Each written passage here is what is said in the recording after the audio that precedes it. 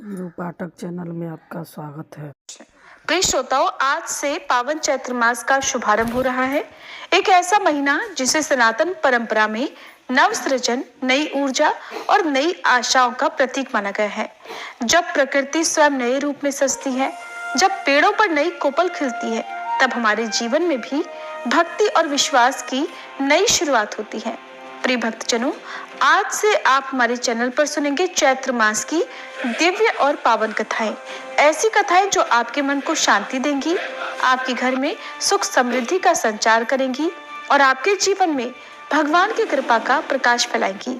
और सबसे पहले हम हृदय से धन्यवाद करते हैं आप सभी का, जिन्होंने पूरे फाल्गुन मास में हमारे साथ जुड़कर हर कथा को प्रेम और श्रद्धा से सुना। आपकी भक्ति, आपका विश्वास और आपका स्नेह ही हमारी सबसे बड़ी शक्ति है।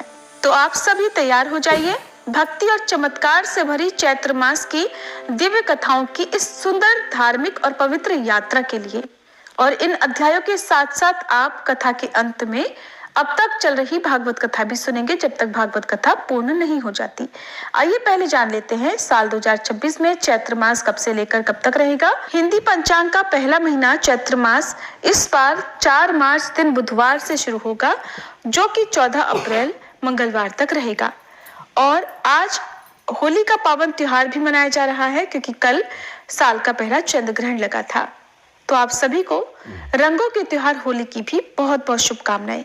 चैत्र महीने में गुड़ी पड़वा, रामनवमी और हनुमान जयंती जैसे प्रमुख त्योहार मनाए जाते हैं। और चैत्र मास के शुक्ल पक्ष की प्रतिपदा तिथि से हर साल चैत्र नवरात्रि का शुभारंभ होता है, जो कि रामनवमी पर समाप्त होता है। इस पवित्र मास में भगवान श्री कृष्ण के अलावा माँ दुर्गा की पूजा करना भी शुभ माना जाता है। इस महीने की पूर्णिमा तिथि पर चित्रा नक्षत्र रहता है, इसलिए इस महीने का नाम चैत्र पड़ा। और इस महीने का स्वामी होता है राहु। और चैत्र महीने में रोहिणी और अश्विनी नक्षत्र शून्य होते हैं, यानी जिस दिन ये नक्षत्र हो उसमें कोई खास काम शुरू नहीं करना चाहिए, वरना धन हानि होने की आशंका रहती है।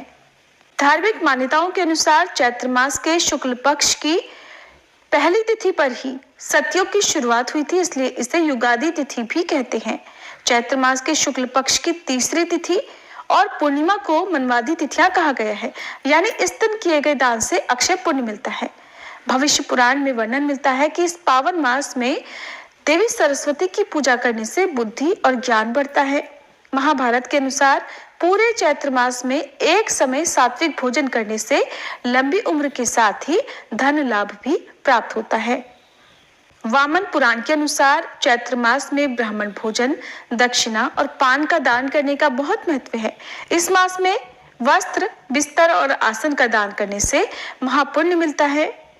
मत्स्य पुराण के अनुसार चैत्र मास के शुक्ल पक्ष की पहली तिथि को भगवान विष्णु ने मत्स्य अवतार लिया था, यानी मछली का रूप लेकर धरती को बचाया था।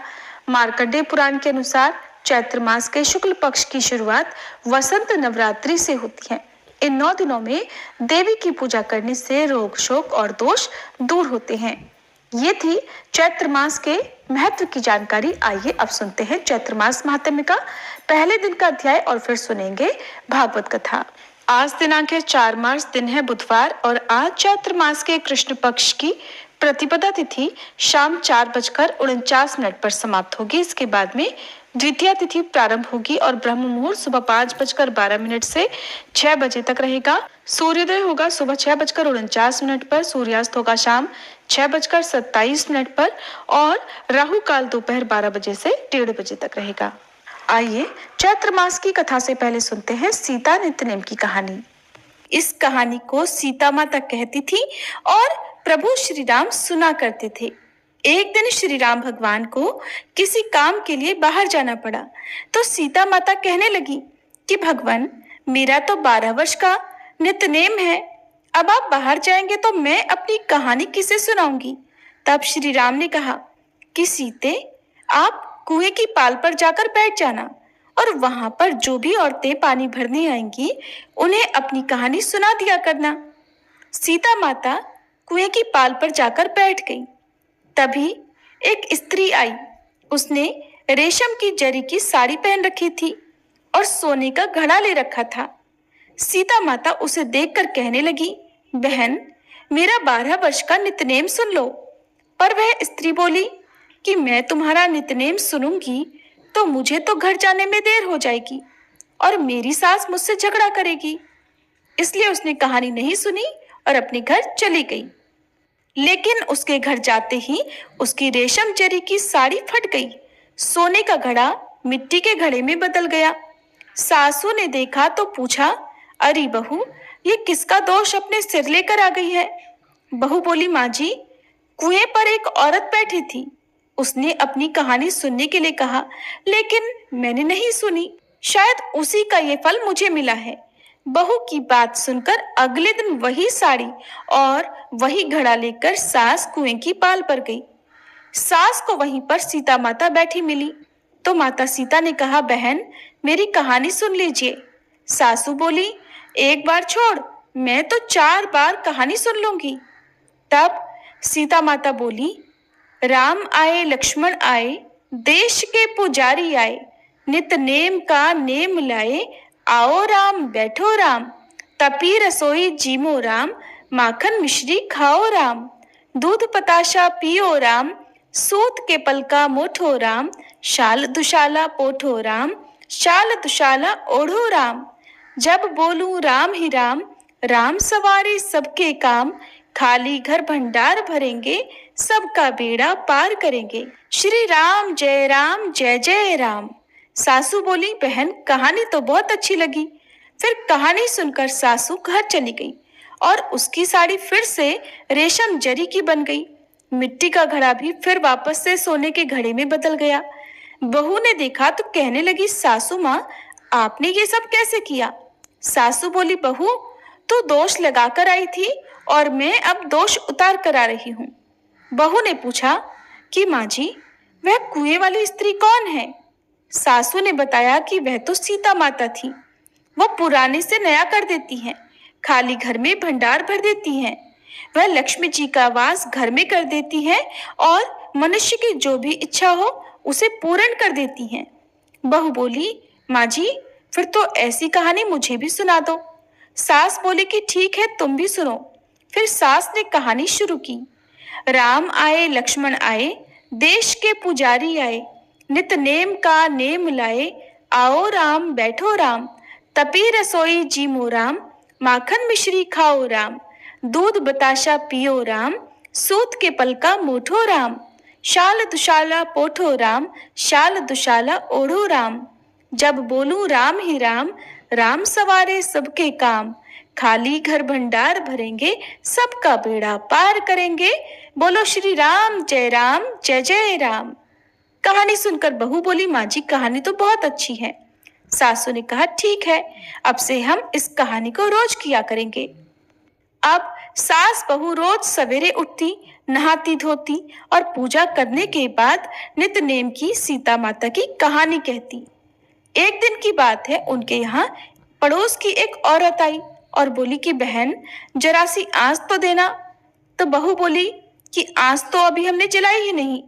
पड़ोसन बोली, तो फिर तुम सुबह 4 बजे से उठकर क्या कर रही हो?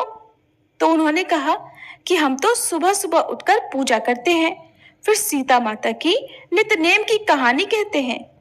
पड़ोसन ने उनकी बात सुनकर फिर कहा कि सीता माता की कहानी कहने से तुम्हें क्या मिला? तब वे दोनों बोली कि सीता माता की कहानी कहने से घर में भंडार भर जाते हैं, सारे काम पूर्ण हो जाते हैं, मन की इच्छा भी पूरी होती है। पड़ोसन ने कहा, बहन, अगर ऐसा है तब तो फिर मुझे भी कहानी सुना दो। तब बहू बोली कि ठीक है, तुम भी ये कहानी सुन लो। राम आए लक्ष्मण आए, देश के पुजारी आए, नित नेम का नेम लाए, आओ राम बैठो राम, तपी रसोई जीमो राम, माखन मिश्री खाओ राम, दूध बताशा पियो राम, सूत के पलका मोठो राम, शाल दुशाला पोठो राम, शाल दुशाला ओढ़ो राम। जब बोलूं राम ही राम, राम सवारे सबके काम, खाली घर भंडार भरेंगे, सबका बेड़ा पार करेंगे। श्री राम जय जय राम। पड़ोसन ने इस कहानी को सुना तो कहने लगी, बहन, कहानी तो बहुत अच्छी लगी। अब वह पड़ोसन भी नित्यनेम सीता माता की कहानी कहने लगी। कहानी कहने से सीता माता ने पड़ोसन के भी धन के भंडार भर दिए। देखते ही देखते अब तो पूरे मोहल्ले में नित्यनेम की कथा चल पड़ी और हर किसी की मनोकामना पूर्ण होने लगी। हे सीता माता, जैसे आपने उन सभी के भंडार भरे, वैसे ही हमारे भी भरना। कहानी कहने वाले, सुनने वाले और हुंकार भरने वाले सबके भरना। सभी प्रेम से बोलिए, सीता मैया की जय। लोकहित के कल्याण के लिए देवर्षि नारद जी ने भगवान नारायण से पूछा, हे वेद वेदताओं में श्रेष्ठ भगवान, सर्वप्रथम भगवती लक्ष्मी जी की पूजा किसने की? इन देवी का कैसा स्वरूप है और किस मंत्र से इनकी पूजा होती है? आप मुझे इनका गुणानुवाद सुनाने की कृपा कीजिए। तब भगवान नारायण कहते हैं, हे ब्राह्मण, प्राचीन समय की बात है। सृष्टि के आदि में परब्रह्म परमात्मा भगवान श्री कृष्ण के वाम भाग से रास मंडल में भगवती श्री राधा प्रकट हुई। उन परम सुंदरी श्री राधा के चारों ओर वट वृक्ष शोभा दे रहे थे। उनकी अवस्था ऐसी थी मानो 12 वर्षीय देवी हों। निरंतर रहने वाला तारुण्य उनकी शोभा बढ़ा रहा था और उनका दिव्य विग्रह ऐसा प्रकाशमान था मानो श्वेत चंपक का पुष्प हो। उन मनोहारिणी देवी के दर्शन परम सुखी बनाने वाले थे। उनका प्रसन्न मुख शरद पूर्णिमा के कोटि कोटि चंद्रमाओं की प्रभा से पूर्ण था। उनके विकसित नेत्रों के सामने शरद काल के मध्याह्न कालिक कमलों की शोभा भी छिप जाती थी। पर ब्रह्म परमात्मा भगवान श्री कृष्ण के साथ विराजमान रहने वाली वे देवी उनकी इच्छा के अनुसार 2 रूप हो गई। वर्ण, तेज, अवस्था, कांति, यश, वस्त्र, आभूषण, गुण, कृत्य, मुस्कान, अवलोकन, प्रेम तथा अनुनय, उनके ये सभी दिव्य गुण दोनों ही रूपों में समान थे। बाएं अंश से लक्ष्मी जी का प्रादुर्भाव हुआ और दाहिने अंश से श्री राधा ही विद्यमान रही। श्री राधा ने प्रथम परात्पर प्रभु द्विभुज भगवान श्री कृष्ण को पति रूप से स्वीकार कर लिया। भगवान का विग्रह अत्यंत कमनीय था। महालक्ष्मी ने भी श्री राधा के वर लेने के पश्चात उन्हीं को पति बनाने की इच्छा प्रकट की।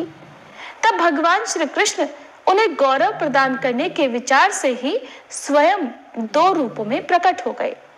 अपने दक्षिण अंश से वे 2 भुजाधारी श्री कृष्ण बने और बाएं अंश से चतुर्भुज श्री विष्णु के रूप में परिणत हो गए। उन्होंने महालक्ष्मी को भगवान विष्णु की सेवा में समर्पित कर दिया। जो देवी अपनी स्नेह भरी दृष्टि से विश्व को निरंतर निरखती और लक्षित करती रहती है, वही अत्यंत गौरवान्वित होने के कारण महालक्ष्मी के नाम से प्रसिद्ध हुई। इस प्रकार द्विभुज भगवान श्री कृष्ण श्री राधा के प्राणपति बने और चतुर्भुज भगवान श्री विष्णु लक्ष्मी जी के। शुद्ध सत्व स्वरूपा भगवती श्री राधा गोपों और गोपियों से आवृत होकर अत्यंत शोभा पाने लगी। फिर चतुर्भुज भगवान श्री विष्णु भगवती लक्ष्मी सहित वैकुंठ धाम को पधार गए। ये भगवान श्री विष्णु और भगवान श्री कृष्ण दोनों समस्त अंशों में एक समान ही हैं। भगवती श्री महालक्ष्मी योग सिद्धि के कारण नाना रूप में विराजमान हुई। वे परिपूर्णतम परम शुद्ध सत्व स्वरूपा भगवती लक्ष्मी संपूर्ण सौभाग्यों से संपन्न होकर महालक्ष्मी के नाम से प्रसिद्ध हो वैकुंठ धाम में निवास करने लगी। प्रेम के कारण समस्त नारी समुदाय में वे प्रधान हुई। इंद्र की संपत्ति के समान सुंदर विग्रह धारण करके देवी स्वर्ग लक्ष्मी के नाम से स्वर्ग में प्रसिद्ध हुई। पाताल में उनका नाम नागलक्ष्मी और राजाओं के यहाँ राज्य लक्ष्मी हुआ। गृहस्थों के यहाँ गृह लक्ष्मी के नाम से वे पूजित हुई और ये सभी रूप इन महालक्ष्मी के एक अंश के ही हैं। अपने पूर्ण रूप से तो ये नित्य वैकुंठ धाम में ही विराजती हैं। गृहस्थों के संपूर्ण मंगलों को भी मंगल प्रदान करने वाली देवी संपत्ति स्वरूपा होकर विराजने लगी। गौओं में सुरभि रूप से और यज्ञों में दक्षिणा रूप से ये पधारी। क्षीर सागर के यहाँ उसकी कन्या बनी। ये कमलनियों के लिए श्री रूपा और चंद्रमा के लिए शोभा रूपा हुई। इन्हीं की कृपा से सूर्यमंडल शोभा पाने लगा। भूषण, रत्न, फल, जल, राजा रानी, दिव्य नारी, ग्रह, संपूर्ण धान्य, वस्त्र, पवित्र स्थान, देवताओं की प्रतिमा, मंगल कलश, माणिक्य, मोतियों की सुंदर मालाएं, बहुमूल्य हीरे चंदन, वृक्षों की सुरम्य शाखा तथा नूतन मेघ, इन सभी वस्तुओं में भगवती श्री लक्ष्मी का ही अंश विद्यमान है। मुने सबसे पहले भगवान नारायण ने वैकुंठ धाम में इन महालक्ष्मी की पूजा की। दूसरी बार ब्रह्मा जी ने भक्ति पूर्वक इनका अर्चन किया। तृतीय श्रेणी के उपासक भगवान श्री शिव हैं। भगवान विष्णु ने क्षीर सागर में इनकी पूजा की। इसके बाद स्वयंभू मनु, मानवेंद्र, ऋषिश्वर, मुनीश्वर, सभ्य गृहस्थ, इन लोगों ने जगत में इन महालक्ष्मी की उपासना की है। गंधर्वों और नागों ने पाताल लोक में इनका पूजन किया। भाद्रपद मास की शुक्ल अष्टमी के सुअवसर पर ये ब्रह्मा जी द्वारा सुपूजित हुई। नारद, भाद्रपद मास के शुक्ल पक्ष में पूरे पक्ष तक त्रिलोकी में इनकी भक्ति पूर्वक पूजा होती रही। चैत्र, पौष तथा भाद्रपद मास के पवित्र मंगलवार को इनकी पूजा का महोत्सव होने लगा। श्री विष्णु से सुपूजित होने के कारण त्रिलोकी में सब लोगों ने बड़े भक्ति भाव के साथ इनकी उपासना की। वर्ष के अंत में पौष की संक्रांति के अवसर पर मध्याह्न काल में मनु ने मंगल कलश पर इनकी प्रतिमा का आह्वान करके इनकी पूजा की। इसके बाद वे महादेवी तीनों लोकों के लिए नित्य पूज्य हो गए। इंद्र इनके उपासक बने। राजा मंगल ने मंगला के रूप में इनकी उपासना की। तदंतर राजा केदार, नील, बल, सुबल, ध्रुव, उत्तानपाद, शुक्र, बलि, कश्यप, दक्ष, कर्दम, विवस्वान, प्रियव्रत, चंद्रमा, कुबेर, वायु, यम, अग्नि और वरुण ने इनकी उपासना की। इस प्रकार ये भगवती महालक्ष्मी सर्वत्र सब लोगों से सदा सुपूजित हुई हैं। ये संपूर्ण ऐश्वर्यों की अधिष्ठात्री देवी हैं। इन्हें समस्त संपत्तियों का साक्षात श्री विग्रह कहा गया है। नारद जी ने पूछा, भगवान श्री महालक्ष्मी भगवान नारायण की प्रिया होकर सदा वैकुंठ में विराजती हैं। उन सनातनी देवी को वैकुंठ की अधिष्ठात्री देवी कहा गया है। पूर्व काल में भगवान नारायण की बात सत्य करने के लिए इन देवी ने पृथ्वी पर आकर समुद्र की कन्या होने का प्रस्ताव स्वीकार कर लिया था। सो वे समुद्र की कन्या कैसे बनी? मुझे स्पष्ट रूप से यह प्रसंग सुनाने की भी कृपा करें। तब भगवान नारायण ने कहा, नारद, पूर्व समय की बात है। दुर्वासा के शाप से भगवती श्री इंद्र के पास से चली गई। ऐसी स्थिति में देव समुदाय मर्त्यलोक में भटकने लगा। लक्ष्मी ने स्वर्ग का त्याग करके कुपित होकर दुख के साथ वैकुंठ के लिए प्रस्थान कर दिया। नारद, वे वहां गई और महालक्ष्मी में अपने रूप का संवरण कर दिया। उस समय संपूर्ण देवताओं के शोक की सीमा नहीं रही। वे परम दुखी होकर भगवान ब्रह्मा जी की सभा में गए। वहां जाकर ब्रह्मा जी को अपना अगुआ बनाया और फिर सब मिलकर वैकुंठ पधारे। वहां भगवान नारायण विराजमान थे। अत्यंत दैन्य भाव प्रकट करते हुए देवताओं ने उनकी शरण ग्रहण की। वस्तुतः देवता बहुत दुखी थे। उनके कंठ, ओठ और तालू तक सूख गए थे। तब पुराण पुरुष भगवान श्री हरि की आज्ञा मानकर वे सर्व संपत्ति स्वरूपा लक्ष्मी अपनी कला से समुद्र की कन्या हुई। देवताओं और दैत्यों ने मिलकर क्षीर सागर का मंथन किया था। उससे महालक्ष्मी जी का प्रादुर्भाव हुआ। भगवान विष्णु ने उनका साक्षात्कार किया। इस अवसर पर उन प्रसन्न वदना देवी ने देवताओं को वर दिया और क्षीर सागर में शयन करने वाले भगवान विष्णु को वरमाला अर्पण कर स्वयं उन्हीं के पास चली गई। नारद, उनकी कृपा से देवताओं को असुरों के हाथ में गया हुआ राज्य पुनः प्राप्त हो गया। इसके बाद देवता उनकी भली भांति पूजा करके निरापद होकर सर्वत्र आनंद करने लगे।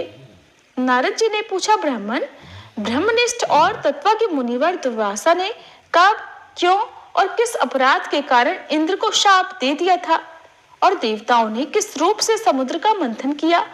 किस स्तोत्र से प्रसन्न होकर देवी ने इंद्र को साक्षात दर्शन दिए थे? प्रभु, इंद्र और दुर्वासा में किस प्रकार का संवाद हुआ था, ये सब बताने की कृपा करें। भगवान नारायण कहते हैं, नारद, प्राचीन काल की बात है। मुनिवर दुर्वासा जी वैकुंठ से कैलाश के शिखर पर जा रहे थे। इंद्र ने उन्हें देखा। मुनिवर का शरीर ब्रह्म तेज से प्रदीप्त हो रहा था। वे ऐसे जान पड़ते थे मानो ग्रीष्म काल के मध्याह्न कालिक सूर्य की सहस्त्रों प्रभाव से संपन्न हो। उनकी अत्यंत स्वच्छ जटाएं तपाए हुए सोने के समान चमक रही थी। वे श्वेत वर्ण का यज्ञोपवीत धारण किए हुए थे और उनके हाथों में मृगचर्म, दंड और कमंडलू शोभा पा रहे थे। उनके ललाट पर महान उज्जवल तिलक चंद्रमा के समान जान पड़ता था। वेद वेदांग के पारगामी असंख्य शिष्य उनके साथ विद्यमान थे। उन्हें देखकर इंद्र ने मस्तक झुकाकर प्रणाम किया। उनके शिष्यों को भी भक्ति पूर्वक प्रसन्नता के साथ इंद्र ने संतुष्ट किया। तब शिष्यों सहित मुनिवर दुर्वासा ने इंद्र को शुभ आशीर्वाद दिया और साथ ही भगवान विष्णु द्वारा प्राप्त परम मनोहर पारिजात पुष्प भी उन्हें समर्पित किए। राजश्री के गर्व में गर्वित इंद्र ने जरा, मृत्यु और शोक का विनाश करने वाले तथा मोक्षदायी उस पुष्प को लेकर अपने ऐरावत हाथी के मस्तक पर रख दिया। उस पुष्प का स्पर्श होते ही रूप, गुण, तेज और अवस्था इन सब से संपन्न होकर ऐरावत सहसा भगवान विष्णु के समान हो गया। फिर तो इंद्र को छोड़कर वह घोर वन में चला गया। मुने उस समय इंद्र तेज से युक्त उस ऐरावत पर शासन नहीं कर सके। इंद्र ने इस दिव्य पुष्प का परित्याग कर तिरस्कार किया है, ये जानकर मुनिवर दुर्वासा के रोष की सीमा नहीं रही। उन्होंने क्रोध में भरकर शाप देते हुए कहा, अरे राजश्री के अभिमान में प्रमत्त होकर तुम क्यों मेरा अपमान कर रहे हो? तुम्हें मैंने ये पारिजात पुष्प दिया और गर्व के कारण तुमने स्वयं इसका उपयोग न करके हाथी के मस्तक पर रख दिया। अरे नियम तो ये है कि श्री विष्णु को समर्पित किए हुए नैवेद्य फल अथवा जल के प्राप्त होते ही उनका उपभोग करना चाहिए। त्याग करने से ब्रह्म हत्या के समान पाप लगता है। सौभाग्यवश प्राप्त हुए भगवान विष्णु के पावन नैवेद्य का जो त्याग करता है वह पुरुष श्री और बुद्धि से भ्रष्ट हो जाता है। भगवान विष्णु के लिए अर्पित की हुई वस्तु को पाते ही उसे पा लेने वाला बड़भागी पुरुष अपने 100 पूर्वजों का उद्धार करके स्वयं मुक्त हो जाता है।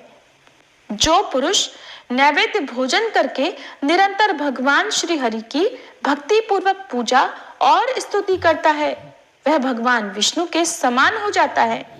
उसका स्पर्श करके चलने वाली वायु का संयोग पाकर तीर्थ पवित्र हो जाते हैं। उसकी चरण रज लगते ही पृथ्वी में अपार पवित्रता आ जाती है। बिना श्री हरि को भोग लगाया हुआ अन्न पुष्चली, कायर और शूद्र के अन्न के समान दोषप्रद होता है। वह मांस भक्षण से भी अधिक दोषावह है।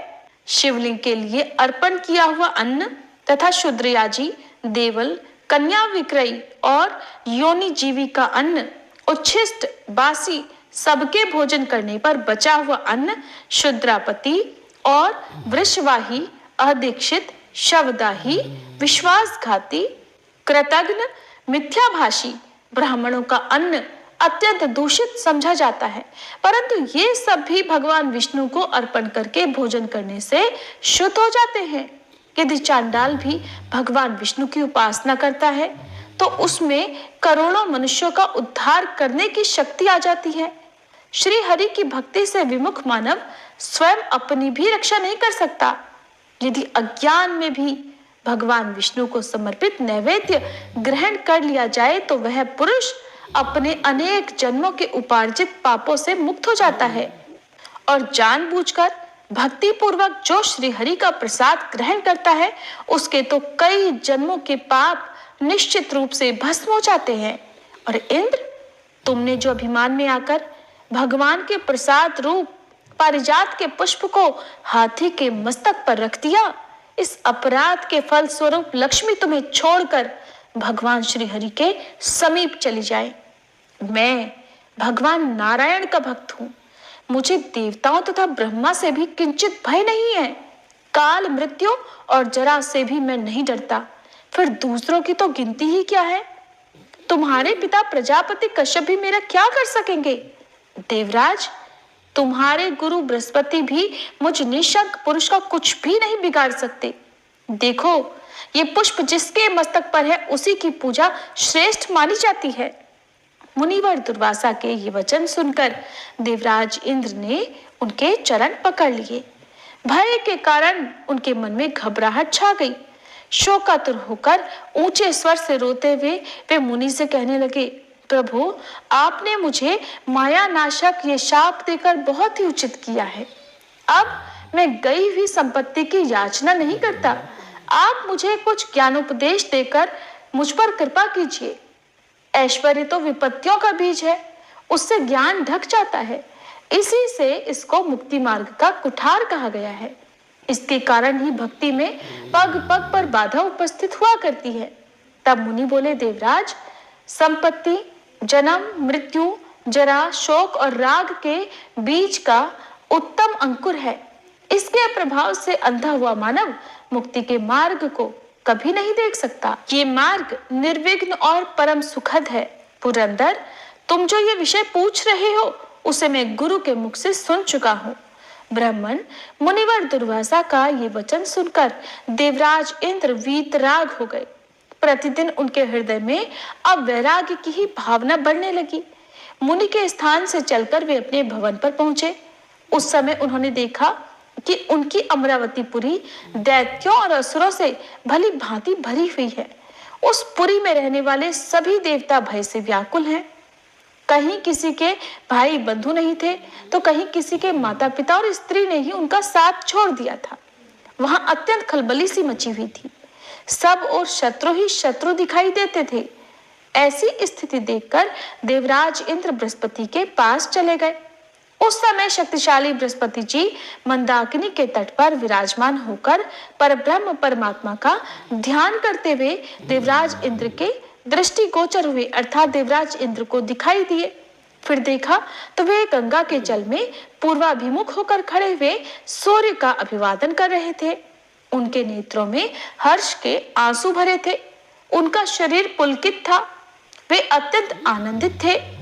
वे परम श्रेष्ठ, गांभीर्य संपन्न, धर्मात्मा, श्रेष्ठ पुरुषों से सेवित, बंधु वर्ग में आदरणीय, देव शत्रुओं के लिए अनिष्टकारी गुरुवर बृहस्पति जी मंत्र का जप कर रहे थे। देवराज एक पहर तक तो उन्हें देखते रह गए। इसके बाद उन्हें ध्यान से उपरत देखकर उन्हें प्रणाम किया। फिर वे गुरुदेव के चरण कमलों में मस्तक झुकाकर ऊंचे स्वर से रोने लगे। इसके बाद दुर्वासा जी के द्वारा दिए गए शाप के संबंध की सारी बातें इंद्र ने बृहस्पति जी को बताई। इंद्र की सारी बातें सुनकर परम बुद्धिमान और वक्ताओं में श्रेष्ठ बृहस्पति जी ने इस प्रकार कहा। बृहस्पति जी ने देवराज इंद्र से जो कुछ भी कहा, प्रिय श्रोताओं, उसका वर्णन आप सभी कल सुनिएगा। अब सुनिए आज की भागवत कथा। ब्रह्मा जी ने भगवान की स्तुति इस प्रकार की कि हे प्रभु, एकमात्र आप ही स्तुति करने योग्य हैं। मैं आपके श्री चरणों में नमस्कार करता हूँ। आपका ये शरीर वर्षाकालीन मेघ के समान श्यामल है। इस पर स्थिर बिजली के समान झिलमिल झिलमिल करता हुआ पीतांबर शोभा पाता है। आपके गले में घुंघची की माला, कानों में मछली के आकार के कुंडल और सिर पर मोर पंखों का मुकुट है। इन सब की कांति से आपके मुख पर अनोखी छटा छिटक रही है। वक्ष स्थल पर लटकती हुई वनमाला और नन्ही सी हथेली पर दही भात का कौर, बगल में बेंत और सिंगी तथा कमर की फेंट में आपकी पहचान बताने वाली बांसुरी शोभा पा रही है। आपके कमल से सुकोमल परम सुकुमार चरण और ये गोपाल बालक का सुमधुर वेश। मैं और कुछ नहीं जानता प्रभु, बस मैं तो आपके इन्हीं चरणों पर निछावर हूँ। हे अच्युत, हे अनंत, इस लोक में पहले भी बहुत से योगी हो गए हैं। जब उन्हें योग आदि के द्वारा आपकी प्राप्ति नहीं हुई, तब उन्होंने अपने लौकिक और वैदिक समस्त कर्म आपके चरणों में समर्पित कर दिए। उन समर्पित कर्मों से तथा आपकी लीला कथा से उन्हें आपकी भक्ति प्राप्त हुई। उस भक्ति से ही आपके स्वरूप का ज्ञान प्राप्त करके उन्होंने बड़ी सुगमता से आपके परम पद की प्राप्ति कर ली। प्रभु, मेरी कुटिलता तो देखिए। आप अनंत आदि पुरुष परमात्मा हैं और मेरे जैसे बड़े बड़े मायावी भी आपकी माया के चक्र में हैं। फिर भी मैंने आप पर अपनी माया फैलाकर अपना ऐश्वर्य देखना चाहा। प्रभु, मैं आपके सामने हूँ ही क्या? क्या आग के सामने चिंगारी की भी कुछ गिनती है? भगवान, मैं रजोगुण से उत्पन्न हुआ हूँ।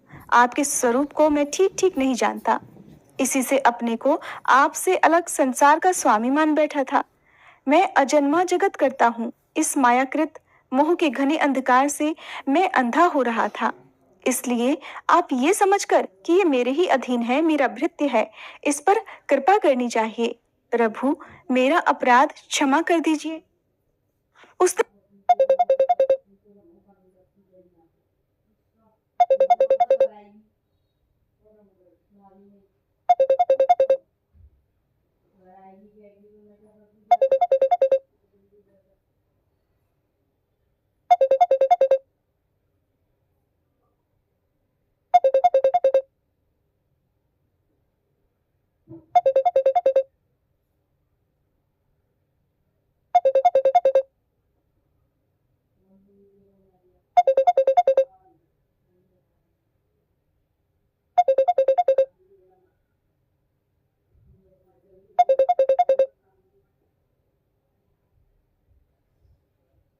उस दिन की बात जाने दीजिए, आज की ही लीजिए। क्या आज आपने मेरे सामने अपने अलावा संपूर्ण विश्व को अपनी माया का ख्याल बाल, बछड़े और छड़ी छीके भी आप ही हो गए। उसके बाद मैंने देखा कि आपके वे सब रूप चतुर्भुज हैं और मेरे सहित सबके सब तत्व उनकी सेवा कर रहे हैं। आपने अलग अलग उतने ही ब्रह्मांडों का रूप भी धारण कर लिया था, परंतु अब आप केवल अपरिमित अद्वितीय ब्रह्म रूप से ही शेष रह गए हैं। जो लोग अज्ञानवश आपके स्वरूप को नहीं जानते, उन्हीं को आप प्रकृति में स्थित जीव के रूप से प्रतीत होते हैं और उन पर अपनी माया का पर्दा डालकर सृष्टि के समय मेरे रूप से, पालन के समय अपने अर्थात विष्णु रूप से और संहार के समय रुद्र के रूप में प्रतीत होते हैं। प्रभु, पृथ्वी, देवता, ब्राह्मण और पशु रूप, समुद्र की अभिवृद्धि करने वाले चंद्रमा भी आप ही हैं। आप पाखंडियों के धर्म रूप रात्रि का घोर अंधकार नष्ट करने के लिए सूर्य और चंद्रमा दोनों के ही समान हैं।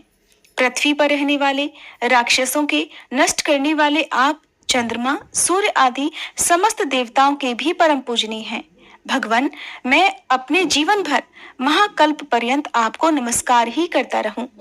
श्री सुखदेव जी कहते हैं, हे परीक्षित, संसार के रचयिता ब्रह्मा जी ने इस प्रकार भगवान श्री कृष्ण की स्तुति की। इसके बाद उन्होंने 3 बार परिक्रमा करके उनके चरणों में प्रणाम किया, फिर अपने गंतव्य स्थान सत्यलोक में चले गए। ब्रह्मा जी ने बछड़ों और ग्वाल बालों को भी पहले की ही तरह यथास्थान पहुंचा दिया था। भगवान श्री कृष्ण ने ब्रह्मा जी को विदा कर दिया और बछड़ों को लेकर यमुना जी के तट पर आ गए, जहां पर वे अपने सखा ग्वाल बालों को पहले छोड़ गए थे।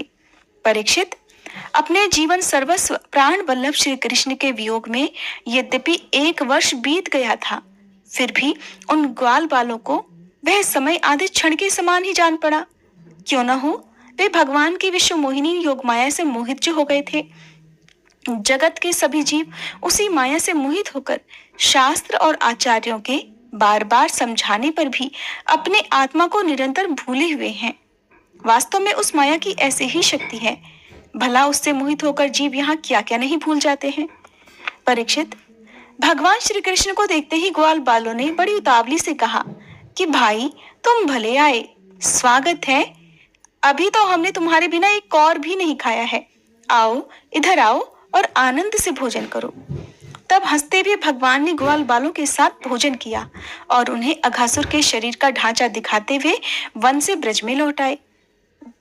श्री कृष्ण के सिर पर मोर पंख का मनोहर मुकुट और घुंघराले बालों में सुंदर सुंदर महंग महंग महकते हुए पुष्प गुंथ रहे थे।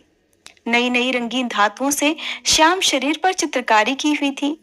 वे चलते समय रात में कभी उच्च स्वर से, कभी बांसुरी, कभी पत्ते और कभी सिंगी बजाकर वाद्योत्सव में मगन हो रहे हैं। पीछे पीछे ग्वाल बाल उनकी लोक पावन कीर्ति का गान करते जा रहे हैं।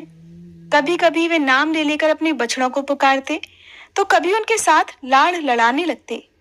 रास्ते के दोनों ओर गोपियां खड़ी हुई हैं। जब वे कभी तिरछी नेत्रों से उनकी ओर नजरों में नजर मिला देते हैं, तब गोपियां आनंद मगन हो जाती हैं। इस प्रकार भगवान श्री कृष्ण ने गोष्ठ में प्रवेश किया। गोष्ठ अर्थात जहां पर गायों और बछड़ों को बांधकर रखा जाता है। परीक्षित, उसी दिन बालकों ने ब्रज में जाकर कहा कि आज यशोदा मैया के लाडले नंद नंदन ने वन में एक बड़ा भारी अजगर मार डाला है और उससे हम लोगों की रक्षा की है। राजा परीक्षित ने कहा, ब्राह्मण, ब्रजवासियों के लिए श्री कृष्ण अपने पुत्र नहीं थे, दूसरे के पुत्र थे। फिर उनका श्री कृष्ण के प्रति इतना प्रेम कैसे हुआ? ऐसा प्रेम तो उनका अपने बालकों पर भी पहले कभी नहीं हुआ। आप कृपा करके बतलाइए कि इसका क्या कारण है। श्री सुखदेव जी कहते हैं, राजन, संसार के सभी प्राणी अपने आत्मा से ही बढ़कर सबसे पहले प्रेम करते हैं।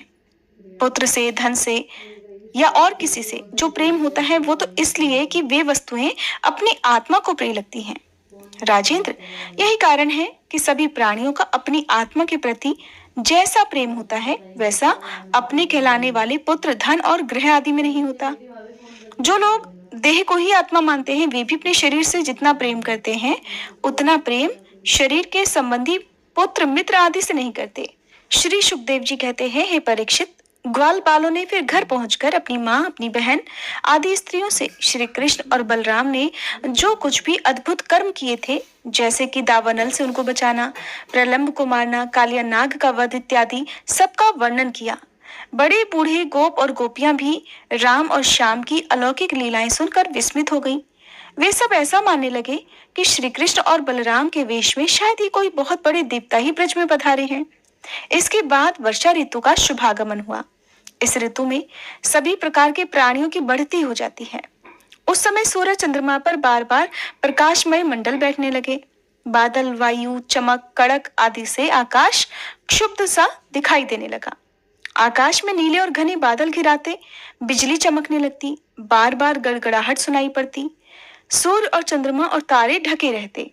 इससे आकाश की ऐसी शोभा होती जैसे ब्रह्म स्वरूप होने पर भी गुणों से ढक जाने पर जीव की हो जाती है। सूर्य ने राजा की तरह पृथ्वी रूप प्रजा से 8 महीने तक जल का कर ग्रहण किया था। अब समय आने पर वे अपनी किरण करों से फिर उसे बांटने लगे। जैसे दयालु पुरुष जब देखते हैं कि प्रजा बहुत पीड़ित हो रही है तब वे दया परवश होकर अपने जीवन प्राण तक न्यौछावर कर देते हैं, वैसे ही बिजली की चमक से शोभायमान घनघोर बादल तेज हवा की प्रेरणा से प्राणियों के कल्याण के लिए अपने जीवन स्वरूप जल को बरसाने लगे। जेठ आषाढ़ की गर्मी से पृथ्वी सूख गई थी। अब वर्षा के जल से सिंचकर वह फिर हरी भरी हो गई। जैसे सकाम भाव से तपस्या करते समय पहले तो शरीर दुर्बल हो जाता है, परंतु जब उसकी गई तपस्या का फल मिलता है तब वह फिर से हष्ट पुष्ट हो जाता है। वर्षा के सायंकाल में बादलों से घना अंधेरा छा जाने पर ग्रह और तारों का प्रकाश तो नहीं दिखता परंतु जुगनू चमकने लगते हैं। जैसे कलयुग में पाप की प्रबलता हो जाने से पाखंड मतों का प्रचार हो जाता है और वैदिक संप्रदाय लुप्त हो जाते हैं। जो मेढक पहले चुपचाप सो रहे थे अब वे बादलों की गरज सुनकर खुशी से टर्र टर्र करने लगे। जैसे नित्य नियम से निवृत्त होने पर गुरु के आदेशानुसार ब्रह्मचारी लोग वेद पाठ करने लगते हैं। छोटी छोटी नदियां जो जेठ आषाढ़ में बिल्कुल सूखने को आ गई थी वे भी अब उमड़ घुमड़ कर अपने घेरे से बाहर बहने लगी। जैसे अजितेंद्रिय पुरुष के शरीर और धन संपत्ति का कुमार्ग में उपयोग होने लगता है। धरती पर कहीं कहीं हरी हरी घास की हरियाली थी तो कहीं कहीं वीर बहुटियों की लालिमा और कहीं कहीं बरसाती छत्तों के अर्थात सफेद कुकुरमुत्तों के कारण वह सफेद दिखाई देती थी। इस प्रकार उसकी ऐसी शोभा हो रही थी कि मानो किसी राजा के रंग बिरंगी सेना हो। सब और खेत अनाजों से भरे पूरे लहला रहे थे। उन्हें देखकर किसान तो मारे आनंद के फूले नहीं समाते थे, परंतु सब कुछ काल के अधीन है। ये बात न जानने वाले धनियों के मन में बड़ी जलन हो रही थी कि अब हम इन्हें अपने पंजे में कैसे रख सकेंगे। नए बरसाती जल के सेवन से सभी जलचर और थलचर प्राणियों की सुंदरता बढ़ गई थी। जैसे भगवान की सेवा करने से बाहर और भीतर दोनों ही रूप सुघड़ हो जाते हैं। वर्षा ऋतु में वृंदावन इसी प्रकार शोभायमान और पके हुए खजूर और जामुनों से भर रहा था। उसी वन में विहार करने के लिए श्याम और बलराम ने ग्वालबाल और गौओं के साथ प्रवेश किया। गौएं भी अपने भारी थनों के कारण बहुत धीरे धीरे चल रही थी। जब भगवान कृष्ण उनका नाम लेकर पुकारते तब वे प्रेम पर वश होकर बड़ी जल्दी जल्दी दौड़ने लगती। उस समय उनके थनों से दूध की धारा गिरती जाती थी। भगवान ने देखा कि वनवासी भील और भीलनियां आनंद मगन हैं। वृक्षों की पंक्तियां मधुधारा उड़ेल रही हैं। पर्वतों से झरझर करते हुए झरने झर रहे हैं। उनकी आवाज बड़ी सुरीली जान पड़ती है। और साथ ही वर्षा होने पर छिपने के लिए बहुत सी गुफाएं भी हैं। जब वर्षा होने लगती तब श्री कृष्ण कभी किसी वृक्ष की गोद में या किसी खोडर में जा छुपते, कभी कभी किसी गुफा में ही जा बैठते और कभी कंदमूल फल खाकर ग्वाल वालों के साथ खेलते रहते। कभी जल के पास ही किसी चट्टान पर बैठ जाते और बलराम जी तथा ग्वाल बालों के साथ मिलकर घर से लाया हुआ दही भात दाल सब्जी आदि के साथ खाते। वर्षा ऋतु में बैल बछड़े और थनों के भारी भार से थकी हुई गौएं थोड़ी ही देर में भरपेट घास चर लेती और हरी हरी घास पर बैठकर ही आंख मूंदकर जुगाली करती रहती। वर्षा ऋतु की सुंदरता अपार थी। वह सभी प्राणियों को सुख पहुंचा रही थी। इसमें संदेह नहीं कि वह ऋतु गाय बैल बछड़े सब के सब भगवान की लीला के ही विलास थे। फिर भी उन्हें देखकर भगवान बहुत प्रसन्न होते और बार बार उनकी प्रशंसा करते। इसी प्रकार श्याम और बलराम बड़े आनंद से ब्रज में निवास कर रहे थे। उसी समय वर्षा ऋतु बीतने पर शरद ऋतु आ गई। अब आकाश में बादल नहीं रहे, जल निर्मल हो गया, वायु बड़ी धीमी गति से चलने लगी। शरद ऋतु में कमलों की उत्पत्ति से जलाशयों के जल ने अपनी सहज स्वच्छता प्राप्त कर ली। ठीक वैसे ही जैसे योग भ्रष्ट पुरुषों का मन फिर से योग का सेवन करने से निर्मल हो जाया करता है। जैसे वेदों के अर्थ को स्पष्ट रूप से जानने वाला सत्वगुणी चित्त अत्यंत शोभायमान होता है, वैसे ही शरद ऋतु में रात के समय मेघों से रहित निर्मल आकाश तारों की ज्योति से जगमगाने लगा। परीक्षित, जैसे पृथ्वी तल में यदुवंशों के बीच यदुपति भगवान श्री कृष्ण की शोभा होती है, वैसे ही आकाश में तारों के बीच पूर्ण चंद्रमा सुशोभित होने लगा। फूलों से लदे हुए वृक्ष और लताओं में होकर बड़ी ही सुंदर वायु बहती। वह न तो अधिक ठंडी होती न अधिक गर्म। उसी वायु के स्पर्श से सब लोगों की जलन तो मिट जाती, परंतु गोपियों की जलन और भी बढ़ जाती, क्योंकि उनका मन उनके हाथ में जो नहीं था, श्री कृष्ण ने उसे चुरा लिया था। शरद ऋतु में गौवें, हिरनियां, चिड़ियां और नारियां ऋतुमती संतानोत्पत्ति की कामना से युक्त हो गईं तथा सांड, हिरन, पक्षी और पुरुष उसका अनुसरण करने लगे। ठीक वैसे ही जैसे समर्थ पुरुष के द्वारा की हुई क्रियाओं का अनुसरण उनके फल करते हैं। परीक्षित, जैसे राजा के शुभागमन से डाकू चोरों के सिवा और सभी लोग निर्भय हो जाते हैं, वैसे ही सूर्योदय के कारण कुमुदनी के अलावा और सभी प्रकार के कमल खिल गए। उस समय बड़े शहरों और गांवों में नए अन्नप्राशन और इंद्र संबंधी उत्सव होने लगे। खेतों में अनाज पक गए और पृथ्वी भगवान श्री कृष्ण तथा बलराम जी की उपस्थिति से अत्यंत सुशोभित होने लगी। श्री सुखदेव जी कहते हैं, हे परीक्षित, अब हेमंत ऋतु आई। उसके पहले ही महीने में अर्थात मार्गशीर्ष में नंद बाबा के ब्रज की कुमारियां कात्यायनी देवी की पूजा और व्रत करने लगी। वे केवल हविष्यान्न नहीं खाती थीं। राजन, वे कुमारी कन्याएं पूर्व दिशा का क्षितिज लाल होते होते यमुना जल में स्नान कर लेती और तट पर ही देवी की बालू से बनी हुई मूर्ति बनाकर सुगंधित चंदन, फूलों के हार, तरह तरह के नैवेद्य, धूप दीप, छोटी बड़ी भेंट की सामग्री, पल्लव, फल और चावल आदि से उनकी पूजा करती। साथ ही हे कात्यायनी, हे महामाये, हे महायोगिनी, हे सबकी एकमात्र स्वामिनी, आप नंद नंदन श्री कृष्ण को हमारा पति बना दीजिए। देवी, हम आपके चरणों में नमस्कार करती हैं। इस मंत्र का जप करती हुई वे कुमारियां देवी की आराधना करती। इस प्रकार उन कुमारियों ने, जिनका मन श्री कृष्ण पर निछावर हो चुका था, इस संकल्प के साथ 1 महीने तक भद्रकाली की तरह तरह से पूजा की कि नंद नंदन श्याम सुंदर ही हमारे पति हों। वे प्रतिदिन उषा काल में ही नाम ले लेकर एक दूसरी सखी को पुकार लेती और फिर एक दूसरे के हाथ में हाथ डालकर ऊंचे स्वर से भगवान श्री कृष्ण की लीला और नामों का गुणगान करती हुई यमुना जल में स्नान करने के लिए चली जाती। एक दिन सभी कुमारियों ने प्रतिदिन की तरह यमुना जी के तट पर जाकर अपने अपने वस्त्र उतार दिए और भगवान श्री कृष्ण के गुणों का गान करती हुई वे बड़े आनंद से जल क्रीड़ा करने लगी। परीक्षित, भगवान श्री कृष्ण सनकादि योगियों और शंकर आदि के योगेश्वरों के भी ईश्वर हैं। उनसे गोपियों की अभिलाषा छिपी नहीं रही। वे उनका अभिप्राय जानकर अपने सखा ग्वाल बालों के साथ उन कुमारियों की साधना सफल करने के लिए यमुना तट पर चले गए। उन्होंने अकेले ही उन गोपियों के सारे वस्त्र उठा लिए और बड़ी फुर्ती से वे कदम्ब के वृक्ष पर चढ़ गए। साथ ही ग्वाल बाल ठठा ठठा कर हंसने लगे और स्वयं श्री कृष्ण भी हंसते हुए गोपियों से हंसी की बात कहने लगे कि अरे कुमारियों, तुम यहाँ आकर अपनी इच्छा हो तो अपने अपने वस्त्र ले जाओ। मैं तुम लोगों से सच सच कहता हूँ, हंसी बिल्कुल नहीं करता। तुम लोग व्रत करते करते दुबली हो गई हो। ये मेरे सखा ग्वाल बाल जानते हैं कि मैंने कभी कोई झूठी बात नहीं कही। सुंदरियों, तुम्हारी इच्छा हो तो अलग अलग आकर अपने वस्त्र ले जाओ या सब एक साथ ही आ जाओ, मुझे इसमें भी कोई आपत्ति नहीं है।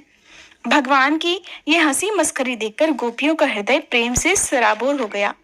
वे थोड़ा सकुचाकर एक दूसरे की ओर देखने और मुस्कुराने लगी, लेकिन जल से बाहर नहीं निकली। तब भगवान ने हंसी हंसी में ये बात कही।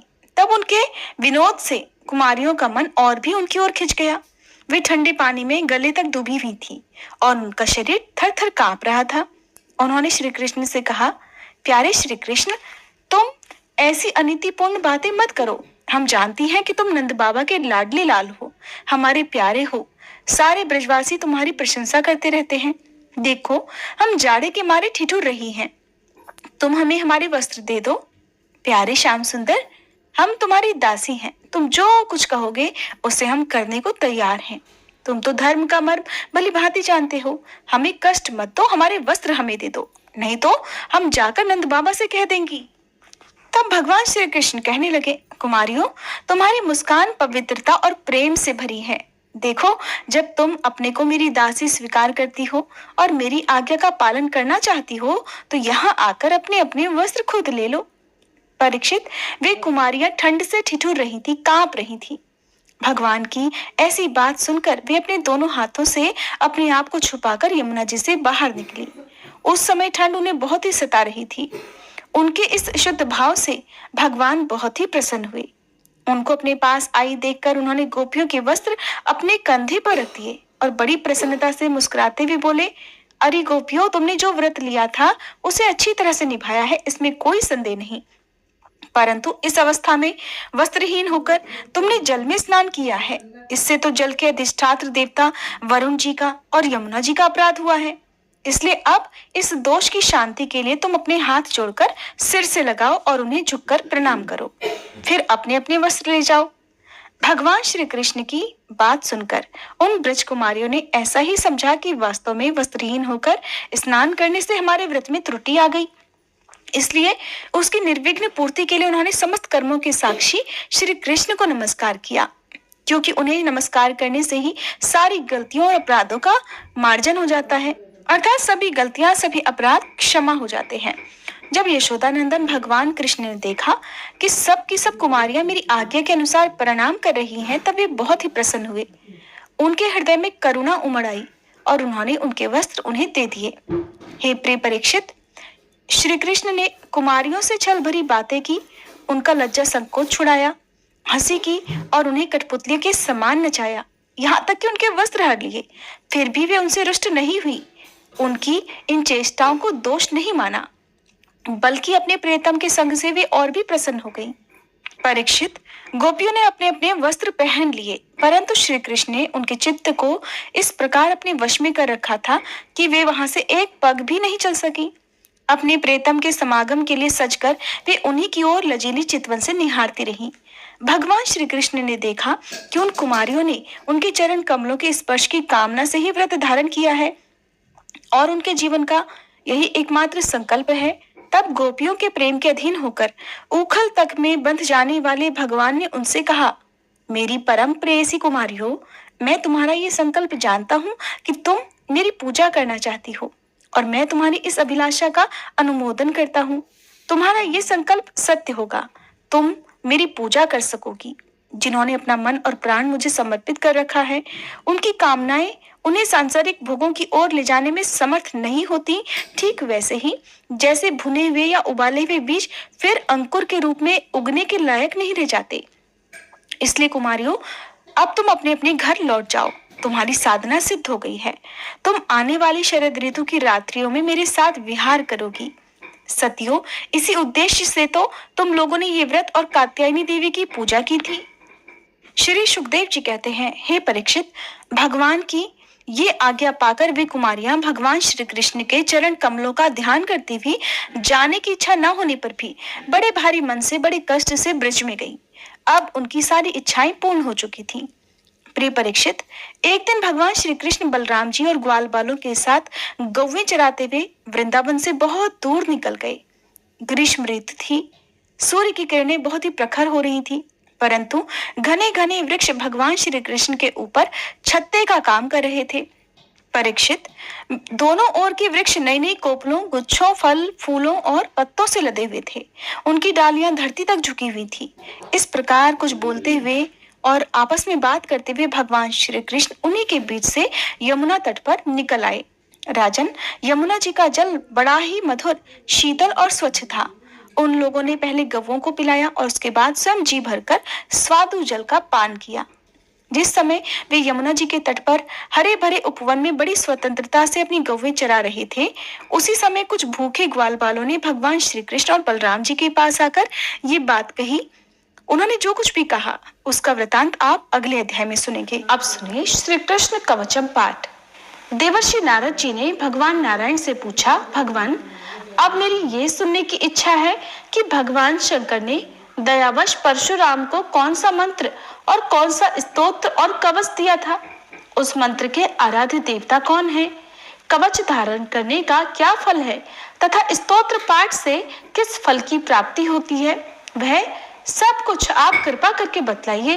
तब नारायण भगवान बोले, नारद, उस मंत्र के आराध्य देव गोलोकनाथ गोप गोपीश्वर सर्वसमर्थ परिपूर्णतम स्वयं भगवान श्री कृष्ण हैं।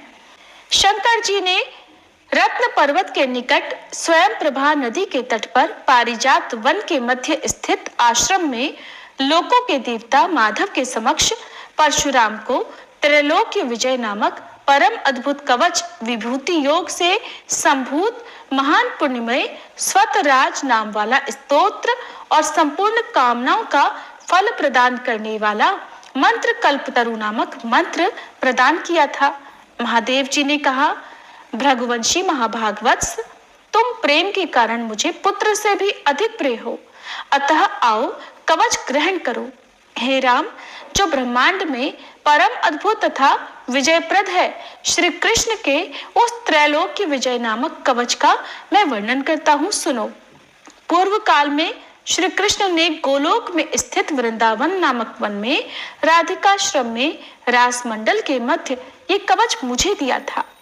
ये अत्यंत गोपनीय तत्व संपूर्ण मंत्र समुदाय का विग्रह स्वरूप, पुण्य से भी बढ़कर पुण्यतर, परमोत्कृष्ट है और इसे स्नेहवश मैं तुम्हें बता रहा हूँ, जिसे पढ़कर और धारण करके मूल प्रकृति भगवती आद्य शक्ति ने शुंभ निशुंभ महिषासुर और रक्तबीज का वध किया था, जिसे धारण करके मैं लोकों का संहारक और संपूर्ण तत्वों का जानकार हुआ हूँ तथा पूर्व काल में जो दुरंत और अवध्य थे उन त्रिपुरों को खेल ही खेल में दग्ध कर सका हूँ, जिसे पढ़कर और धारण करके ब्रह्मा ने इस उत्तम सृष्टि की रचना की है, जिसे धारण करके भगवान शेष सारे विश्व को धारण करते हैं, जिसे धारण करके कूर्मराज शेष को लीला पूर्वक धारण किए रहते हैं, जिसे धारण करके स्वयं सर्वव्यापक भगवान वायु विश्व के आधार हैं,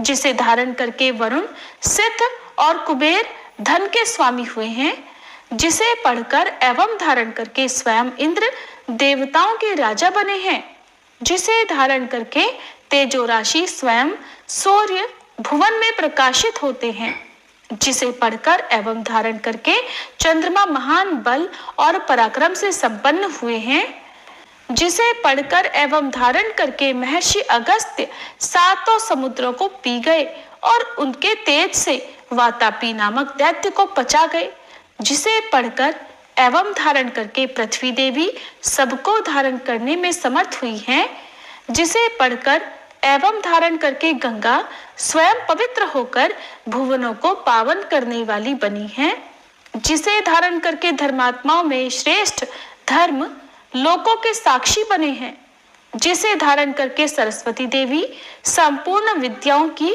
अधिष्ठात्री देवी हुई हैं, जिसे धारण करके परात्परा लक्ष्मी लोकों को अन्न प्रदान करने वाली हुई हैं, जिसे पढ़कर एवं धारण करके सावित्री ने वेदों को जन्म दिया है।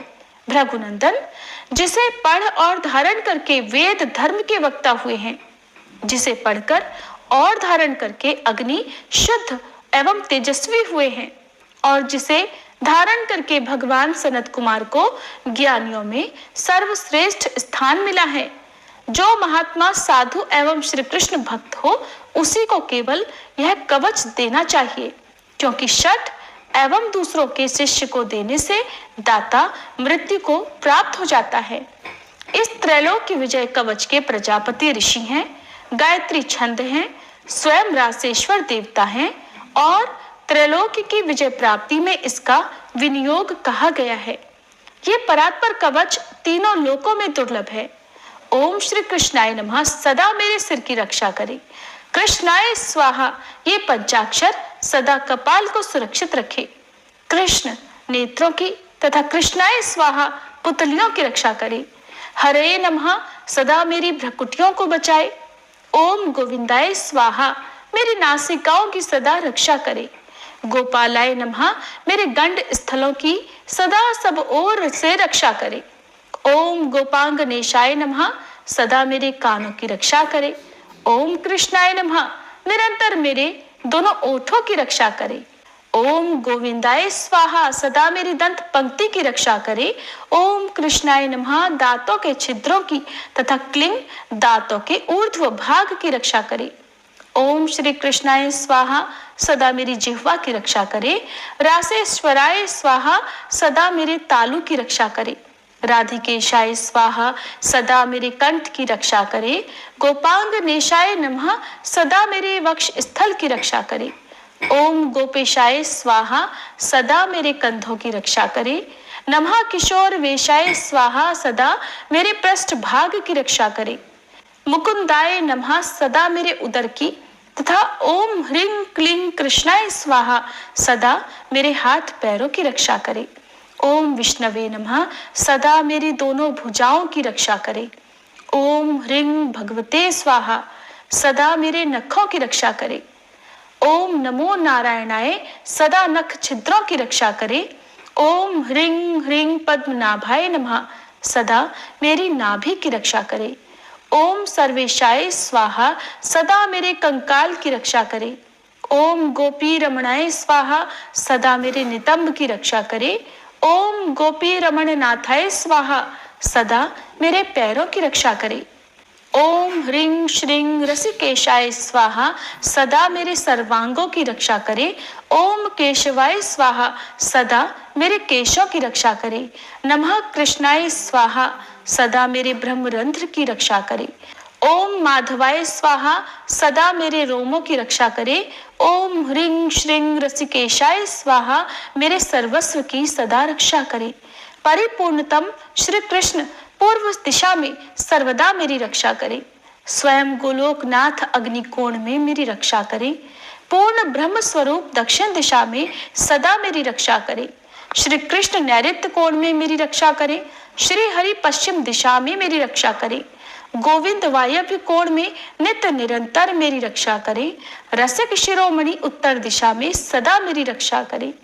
वृंदावन विहार कृत सदा ईशान कोण में मेरी रक्षा करें। वृंदावनी के प्राणनाथ ऊर्ध्व भाग में मेरी रक्षा करें। महाबली बलिहारी माधव सदैव मेरी रक्षा करें। नृसिंह जल स्थल तथा अंतरिक्ष में सदा मुझे सुरक्षित रखें। माधव सोते समय तथा जागृत काल में सदा मेरा पालन करें तथा जो सबके अंतरात्मा निर्लेप और सर्वव्यापक हैं वे भगवान सब ओर से मेरी रक्षा करें। वत्स इस प्रकार मैंने त्रैलोक की विजय नामक कवच जो परम अनोखा तथा समस्त मंत्र समुदाय का मूर्तमान स्वरूप है तुम्हें बतला दिया। मैंने इसे श्री कृष्ण के मुख से श्रवण किया था। इसे जिस किसी को नहीं बतलाना चाहिए। जो विधि पूर्वक गुरु का पूजन करके इस कवच को गले में अथवा दाहिनी भुजा पर धारण करता है वह भी विष्णु तुल्य हो जाता है, इसमें संशय नहीं है। वह भक्त जहां जाता है जहां रहता है वहां लक्ष्मी और सरस्वती भी निवास करती हैं। यदि उसे कवच सिद्ध हो जाता है तो वह जीवन मुक्त हो जाता है और उसे करोड़ों वर्षों की पूजा का फल प्राप्त हो जाता है। हजारों राजसूय, सैकड़ों वाजपेयी, 10,000 अश्वमेध, संपूर्ण महादान तथा पृथ्वी की प्रदक्षिणा ये सभी इस त्रैलोक की विजय की 16वीं कला की भी समानता नहीं कर सकते। व्रत उपवास का नियम, स्वाध्याय, अध्ययन, तपस्या और समस्त तीर्थों में स्नान, ये सभी इसकी एक कला को भी नहीं पा सकते। यदि मनुष्य इस कवच को सिद्ध कर ले तो निश्चय ही उसे सिद्धि, अमरता और श्री हरि की दास्ता आदि सब कुछ मिल जाता है। जो इसका 10 लाख जप करता है उसे यह कवच सिद्ध हो जाता है, और जो सिद्ध कवच होता है वह निश्चय ही सर्वज्ञ हो जाता है। परंतु जो इस कवच को जाने बिना श्री कृष्ण का भजन करता है उसकी बुद्धि अत्यंत मंद है। उसे करोड़ों कल्पों तक जप करने पर भी मंत्र सिद्धिदायक नहीं होता। वत्स, इस कवच को धारण करके तुम आनंद पूर्वक निशंक होकर अनायास ही 21 बार पृथ्वी को क्षत्रियों से शून्य कर डालो। पुत्र, प्राण संकट के समय राज्य दिया जा सकता है, सिर कटाया जा सकता है और प्राणों का परित्याग भी किया जा सकता है, परंतु ऐसे कवच का दान कभी नहीं करना चाहिए। इति श्री कृष्ण कवचम पाठ संपूर्णम। तुलसी महारानी नमो नमो, हरि की पटरानी नमो नमो।